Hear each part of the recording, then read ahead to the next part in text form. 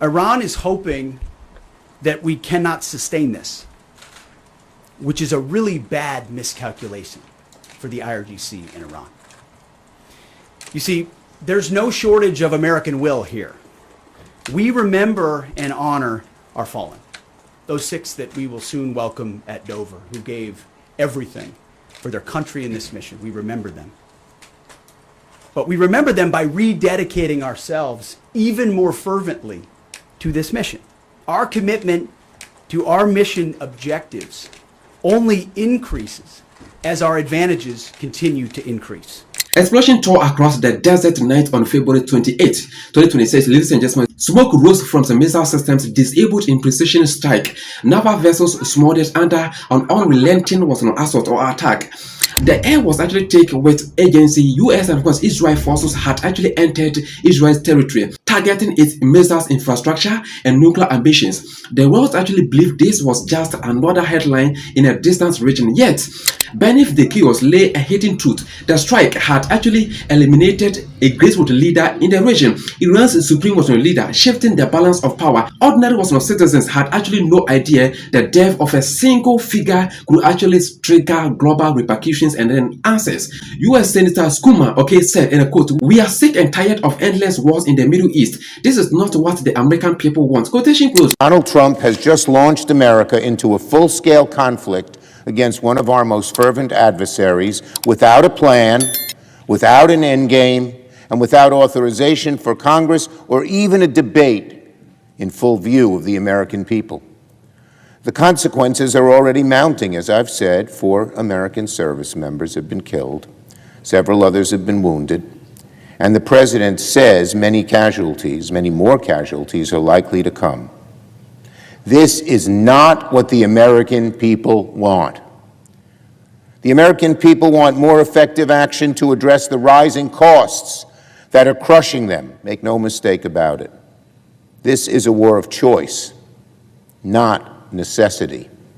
And regardless of whether you're a Democrat or a Republican or an independent, or even if you don't pay attention to politics, there's one thing almost everyone agrees on. We are sick and tired of endless wars in the Middle East. And there is real danger that this is the road we are on right now. Ladies and gentlemen, meanwhile, US President Donald Trump outlined and summarized the operations disable missile systems, eliminate the Navy, and of course block nuclear weapons development. For almost 47 years, this regime has been attacking the United States and killing Americans. Every time you see someone with missing arms and legs or a face that's been absolutely shattered violently, it was almost certainly caused by an Iran roadside bomb. They were put there by General Soleimani, who was the father of the roadside bomb. Very proudly, he thought, but I terminated him in my first term. This was our last best chance to strike, what we're doing right now, and eliminate the intolerable threats posed by this sick and sinister regime. And they are indeed sick and sinister. Our objectives are clear. First, we're destroying Iran's missile capabilities, and you see that happening on an hourly basis, and their capacity to produce brand new ones, and pretty good ones they make. Second, we're annihilating their Navy. We've knocked out already 10 ships. They're at the bottom of the sea. Third, we're ensuring that the world's #1 sponsor of terror can never obtain a nuclear weapon, never going to have a nuclear weapon. I said that from the beginning. They're never going to have a nuclear weapon. They were on the road to getting one legitimately through a deal that was signed foolishly by our country. And finally, we're ensuring that the Iranian regime cannot continue to arm, fund, and direct terrorist armies outside of their borders.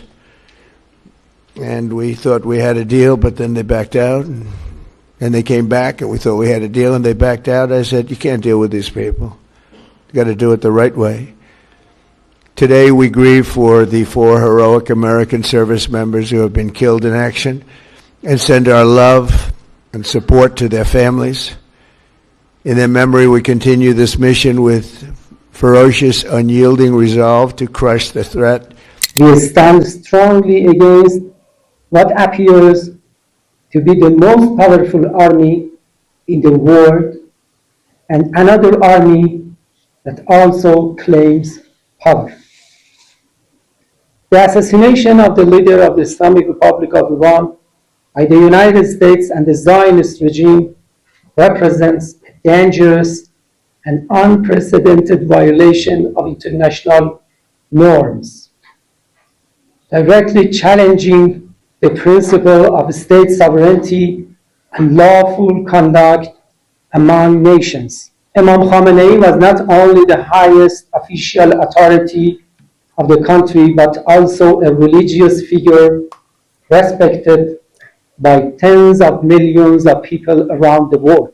He was a devoted figure as well as a learned scholar. He had a comprehensive knowledge of religious matters. In addition, he was a skilled statesman with sharp political insight and sought the progress of Iran. He institutionalized the revolution in Iran.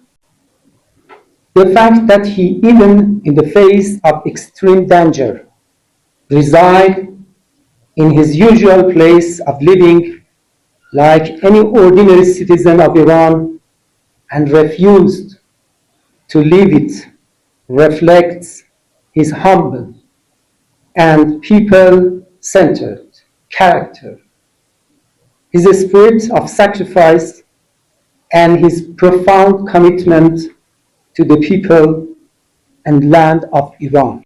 This is not just a Middle Eastern story or development. Global market felt tremors, oil prices surged, shipping route wavered, and of course, inflation trends edged upward. Your energy bills, ladies and gentlemen, supply chains, and of course, even daily groceries are actually linked and connected to this particular invisible spark.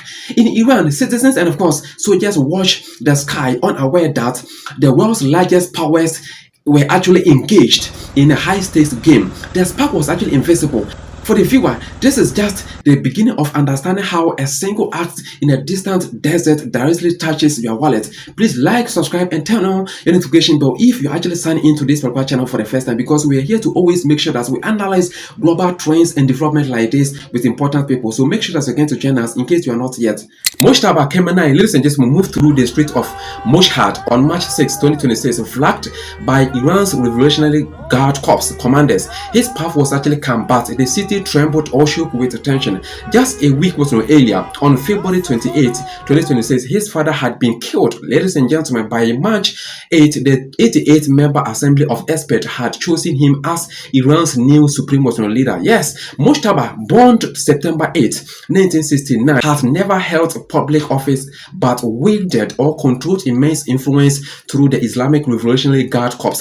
His rise is actually rooted in Iran's history or was on records.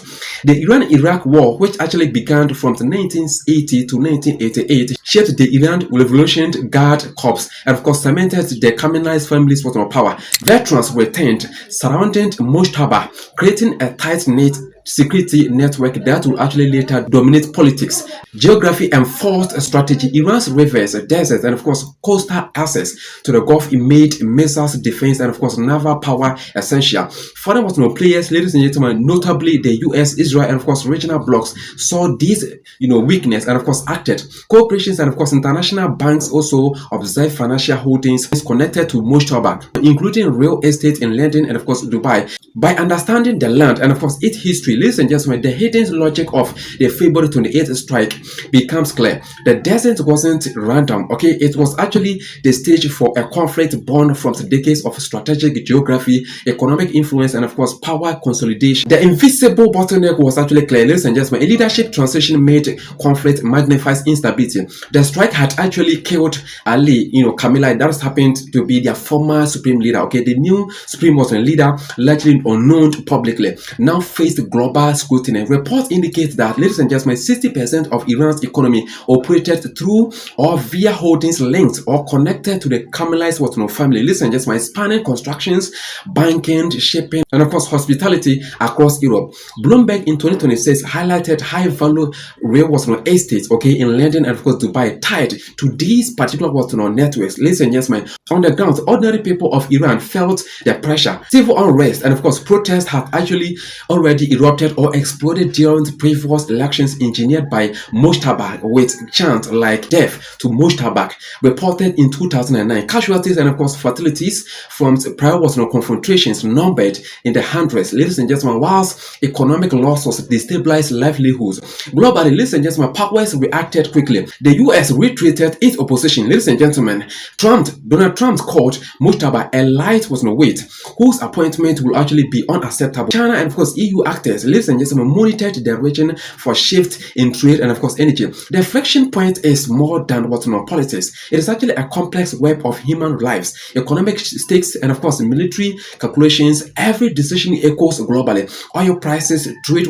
sanctions, and of course geopolitical alliances hinge on what happens in Tehran. That is the capital city of Iran. Ladies and gentlemen, the struggle shows how invisible threats and family legacy, military networks, and of course financial empires can actually ignite real human consequences whilst drawing the world into a subtle but critical confrontation.